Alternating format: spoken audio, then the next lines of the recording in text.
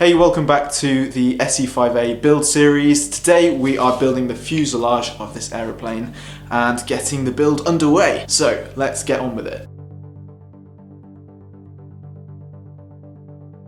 The Legends of Flight SE5a kit includes a full printed instructional booklet to show you in detail how to assemble your model. This video guide will take you through the process to aid you, but you should refer to the manual to locate your components and ensure that they're fitted correctly. You'll start by preparing your workspace before turning attention to the first components.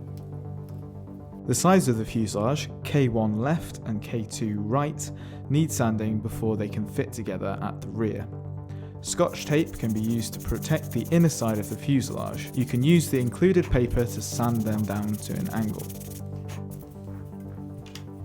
For the next step, you'll want to turn the fuselage sides over so that the outsides are facing up and score 50% of the way through the top surface at the indicated line where former F6 will fit. Make sure to double check this and do not cut all the way through.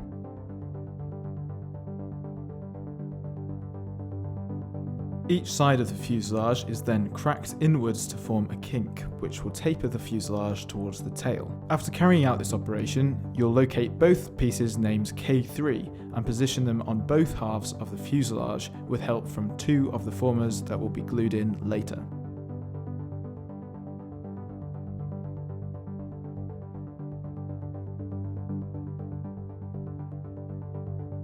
Tack K3 in with some glue and then wick some more glue around the edges to secure it in place. Leave it to dry and then remove the formers. You'll need to remove the motor's mounting base by loosening the grub screws. This base can then be screwed to the spacer and former with 4 M2 screws and 4 captive nuts.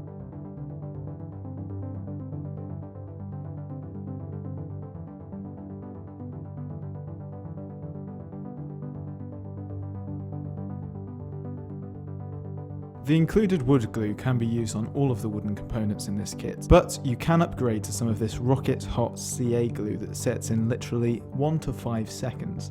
Check out the links below to find out more. Stick the ply doublers to the formers to be ready for the next step. Fit formers F2 to F6 in the slots in K1. Some may need to be sanded, so don't force them. Be sure to orientate them according to the plan and the instruction booklet.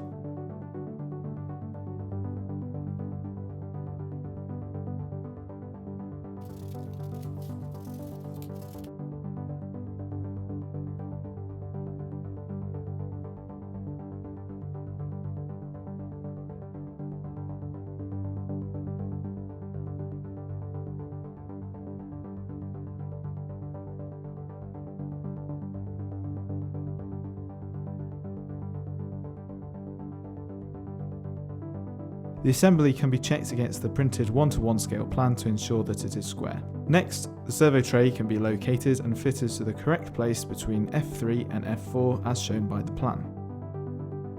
Wick glue around the joints to permanently stick the fuselage together.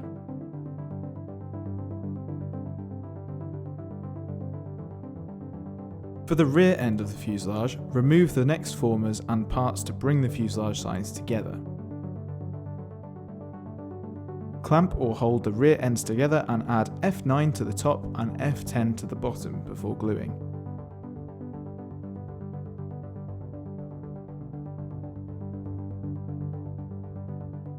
The rear backbone, known as K5, can be removed and fitted with 2 ply pieces to create a slot for the vertical stabilizer.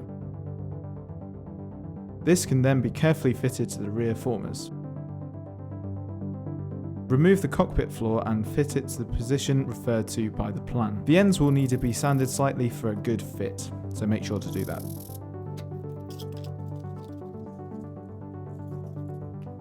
Locate the RX tray and fit it in place. The semicircle cutout should be facing towards the front.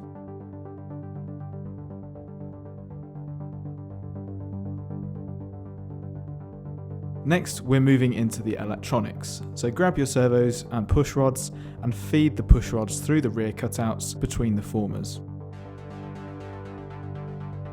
Position a servo in place and connect the push rod's Z-bend to the servo arm.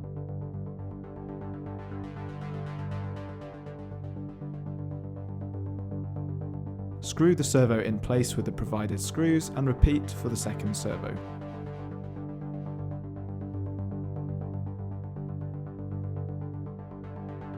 Next, we turn to the receiver. Use the included servo tape to attach the receiver to the RX tray. You can then install both the rudder and elevator servo plugs to the aileron and elevator ports on the receiver, as we did in the last video. Connect the motor back to the motor mount and secure with the grub screws. To secure the ESC, apply some servo tape and attach it to the underside of the RX tray.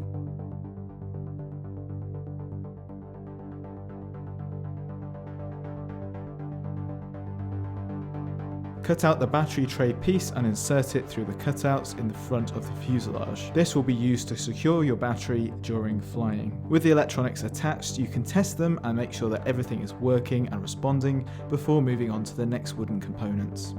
Cut out the front former, F1, along with the nose keel, K4. Slot these in place and glue. Ensure that the magnet holes are the right way around on F1. Of course, you can refer to the plan to make sure that this is the case.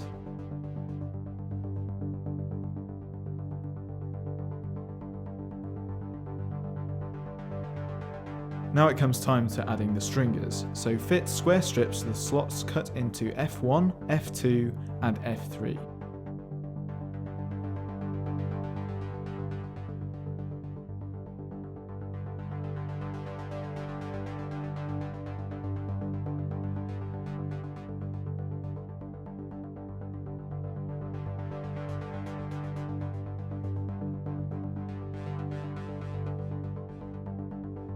With the stringers at the rear, add square strips to F6, F7 and F8, but make sure to sand these down where they join at the tail to make sure there's a good fit. Bevel them with the sandpaper, fit them and then sand the top for a smooth finish.